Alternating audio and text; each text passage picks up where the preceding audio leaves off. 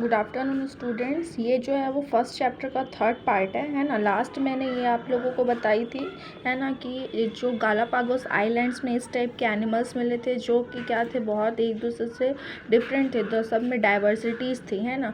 और इनमें मतलब कि डाइवर्सिफाइड थे उन लोग। और ये जो कैरेक्टर्स थे उसको हम क्या बोले थे, होमोलॉगस कैरेक्टर्स बोले थे। ठीक है, आज हम लोग उसके आगे के पार्ट को करते हैं। ठीक है, यहाँ पर देखो आपको ना कुछ डायग्राम दिख रहे हैं। ठीक है, यहाँ पर देखो, ये डायग्राम से ही समझते हैं, ये इम्पॉर्टेंट है क्योंकि यहाँ पर देखो ये जो है ये डिफरेंट टाइप्स ऑफ जो ऑर्गेनिज्म है, बर्ड्स है या फिर एनिमल्स हैं, उनमें क्या है जो सिमिलरिटीज़ है उसको शो कर रहा है। यहाँ पर देखो बर्ड है, ये बर्ड के विंग्स हैं, ये बैट के फ्लाइंग्स हैं। ठीक है, विंग्स हैं। ये डॉल्फिन है और ये क्या है, सील है, उसके फ्लैपर्स हैं। ठीक है, ये जो है ये डॉग का मतलब कि लेग है और ये शिप का लेग है। ये ह्यूमन सैंड है एंड ये मोल रैट है जो, ठीक है, मतलब कि रैट जो होता है ना उसके जैसे होता है। नहीं, ये मोल रैट का मतलब होता है ना, उसको हिंदी में क्या बोलते हैं हम, छछूंदर। हाँ, छछूंदर बोलते हैं, एक बार तुम लोग देखना। ठीक है, मोल रैट में छछूंदर होता है, वो ह्यूमन जैसे ही रहता है, बंदर टाइप का एक। ठीक है,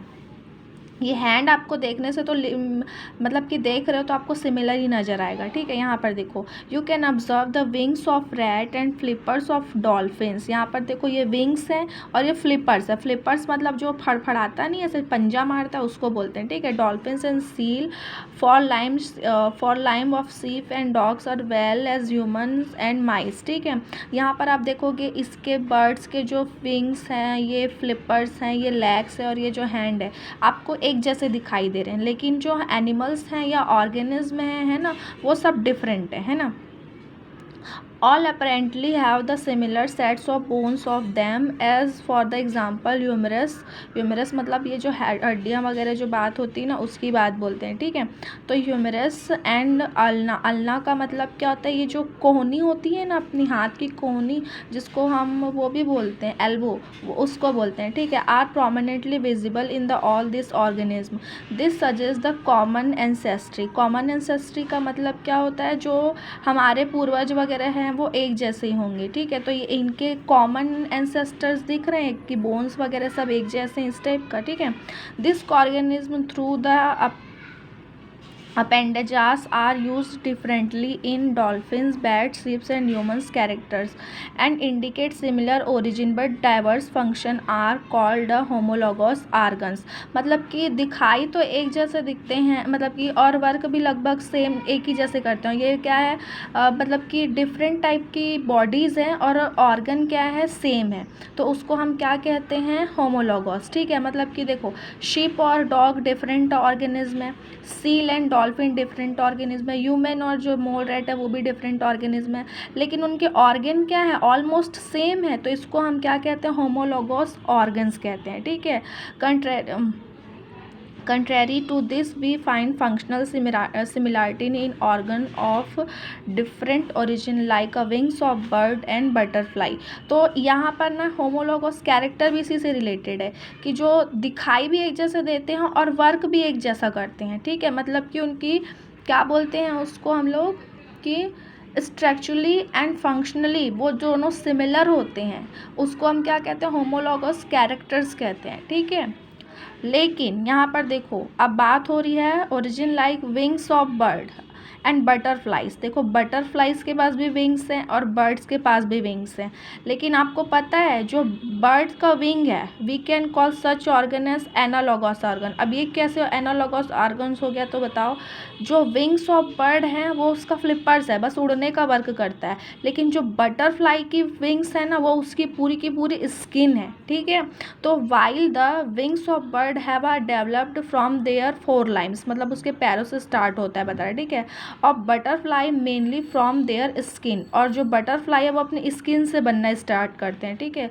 तो ये जो ऑर्गन्स है दिखाई सेम देते हैं, लेकिन दोनों का जो वर्क है या फिर जो ऑर्गन है वो डिफरेंट है, एक का स्किन है, एक का क्या है, सिर्फ फ्लिपर्स है, तो उसको हम क्या कहते हैं, एनालॉगस ऑर्गन कहते हैं। कहते हैं how could be apparently similar organ take a different roles, मतलब कि सेम ऑर्गन है लेकिन डिफरेंट रोल प्ले करते हैं। Over time was a question that Darwin and a scientist even before Darwin thought about it, मतलब कि Darwin इन सब के बारे में क्या करते थे, सोचते थे। यहाँ पर देखो ये ना जो हार्ड वर्ड है उसके बारे में मैं लिख दी थी। तो अपेंडिजास मतलब क्या होता है, जोड़ी में, मतलब कि जैसे पैर जोड़ी में होते हैं, कान जोड़ी में, तो उसको बोला जाता है। ठीक है, यहाँ आप देखिए कि ये प्लांट है। ठीक है, आपको पता है जो डार्विन थे ना, वो मल्टीपल ऑफ जो ऑर्गेनिज्म है उनमें सिमिलरिटी और उनमें डाइवर्सिटी को फाइंड आउट कर रहे थे।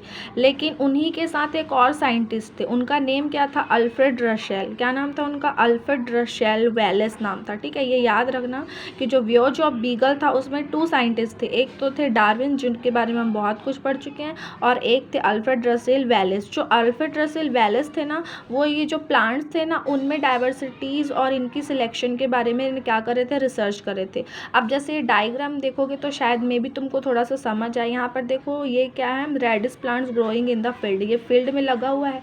अब यहाँ पर सडनली क्या हुआ, फ्लड आया। फ्लड में क्या हुआ, कई जो पूरे रेडिस के मतलब प्लांट थे वो क्या हो गए, डिस्ट्रॉय हो गए, निकल गए। क्यों, क्योंकि इनकी रूट जो थी वो इतनी स्ट्रांग नहीं थी। लेकिन कुछ जो थे इनमें से इतने सारे में सब टूट गए, लेकिन कुछ जो थे वो क्या हो गए, सर्वाइव कर गए। ठीक है, कि मतलब क्योंकि ये बाकी सबसे क्या थे, स्ट्रॉन्ग थे। तो यही जो है वो क्या बताते हैं, मतलब कि लाइफ में ऑर्गेनिज्म जो है वो क्या करते हैं, पहले से जो स्पीसीज़ है उससे प्रेजेंट होते हैं। इवन ऑर्गेनिज्म और प्लांट्स दोनों में क्या होता है, ये फार्मूला फुलफिल होता है। ये किसने बताया था, डार्विन, अल्फ्रेड रसेल वेलेस ने बताया था। ठीक है, अब ये थ्योरी ऑफ इवोल्यूशन है ना, तो थ्योरी ऑफ इवोल्यूशन को क्या करो बेटा, मैं ना पॉइंट भेजूंगी, उसको रीड करना।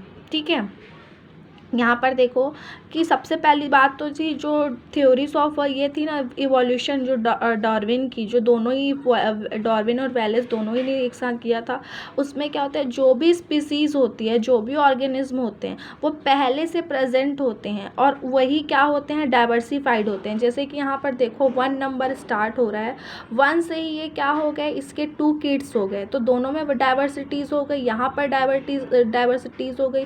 ये इतने ब्रांच मतलब एक ट्री के मतलब आप बोल सकते हो ब्रांच के फॉर्म में आपको शो कर रहा है कि जितने भी जो मतलब कि ऑर्गेनिज्म है वो पहले से ही प्रेजेंट ऑर्गेनिज्म से ही क्या हुए हैं, बाहर आए हैं। ठीक है, और लेकिन उनमें क्या होता है, डिफ्रेंशिएशन होता है, इसी को बता रहे हैं। और कई जो ऑर्गेनिज्म है वो क्या होते हैं, नेचुरल कैलमिटीज़, दैट मीन्स क्या होता है, जो नेचुरल आपदाएं होती है। आपदा का मतलब बोल सकते हो फ्लड्स है, अर्थक्वेक है ना, या फिर ड्राइज्ड होता है, इसकी वजह से क्या होते हैं, सर्वाइव नहीं कर पाते और मर जाते हैं। और कुछ जो जैसे कि यहाँ पर रेडिस प्लांट है उसकी जैसे सर्वाइव कर जाते हैं और अपनी स्पीसीज़ को क्या करते हैं, आगे बढ़ाते हैं। ठीक है, यही सब क्या है, मोस्ट इम्पॉर्टेंट है जिसको हम लोग रीड कर रहे हैं। ठीक है, अब यहाँ पर देखो नेक्स्ट है, हाँ, अब फिंचेस के, अब मतलब अबाउट फिंचेस है। फिंचेस में भी आप देख लोगे, यहाँ पर जो हेडिंग है वो देखो, branch tree of evolution of finches showing in the common ancestry. Ancestor का मतलब क्या होता है, पूर्वज होते हैं। ठीक है, यहाँ पर देखो एक जो फिंच है वो इन सब जो फिंचेस हैं उनके एंसेस्टर हैं, पूर्वज हैं। लेकिन इन सारे के सारे जो फिंचेस हैं उनकी बीक्स में क्या है, डिफ्रेंशिएशन है, वेरिएशन है, डाइवर्सिटी मतलब कि वेरिएशन है। और वो क्यों है, क्योंकि उनका फूड डिफरेंट था, है ना। कई जो है वो डिफरेंट आइलैंड्स में क्या कर रहे थे, सर्वाइव कर रहे थे।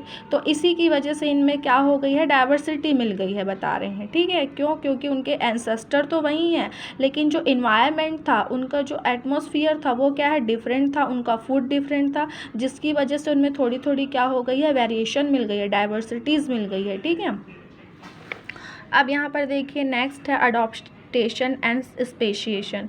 अब यहाँ पर अडॉप्शन मीन्स क्या होता है, देखो the process of change by which organism और species become better suited their environment is called as adaptation. मतलब कि अगर कोई स्पीसीज है वो किसी दूसरे एटमॉस्फेयर में चली जाती है या इन्वायरमेंट में चली जाती है और वो इन्वायरमेंट पहले से ज़्यादा उसके लिए बेटर होती है, तो हम उस इन्वायरमेंट को क्या कहते हैं, उसका अडॉप्टेशन कहते हैं। क्या कहते हैं, उसका अडॉप्टेशन। जैसे कि हम लोग यहाँ छोटे से गांव में रहते हैं, गांव से हम किसी शहर में चले जाएंगे तो शहर में हमको फैसिलिटी क्या हो रही है, और ज़्यादा मिल रही है, तो हमारा शहर क्या हो गया, अडॉप्टेशन हो जाएगा कि नहीं होगा। एज अ एग्जाम्पल है ना, ये हम ऑर्गेनिज्म और उसको कंपेयर नहीं कर सकते। ठीक है, अब यहाँ पर देखो ये है स्पीसीज़ क्या होती है, what is what are species. तो यहाँ पर देखिए स्पीसीज़ क्या होता है, species were considered to be those groups of organism even during Darwin's time that could sexually interbreed and produce offspring where viable। That means क्या होता है इंटरब्रीड का मतलब क्या होते हैं कि जो इंटरबीट का मतलब होता है जो उनकी फैमिली के बीच में जो सेक्सुअली वो होता है, रिलेशन होता है, जिससे क्या होता है प्रोड्यूस होता है। प्रोड्यूस का मतलब क्या होता है, बेबी प्रोड्यूस होता है, वो ऑफ स्प्रिंग को ही क्या बोलते हैं, वेबल। वेबल का मतलब meaning here is having the ability to reproduce. Reproduce का मतलब क्या होता है, जन्म देने की जो मतलब कि आप कैपेसिटी है उसको कहते हैं, ठीक है।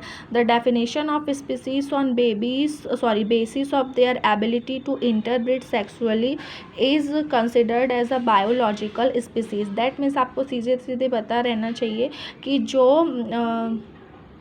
ऑर्गेनिज्म है वो सेक्सुअली क्या करते हैं, रिप्रोड्यूस करते हैं, इवन प्लांट्स हो इवन बेबीज हो, तो हम उसको क्या कहते हैं, बायोलॉजिकल स्पीसीज कॉन्सेप्ट कहते हैं, ठीक है।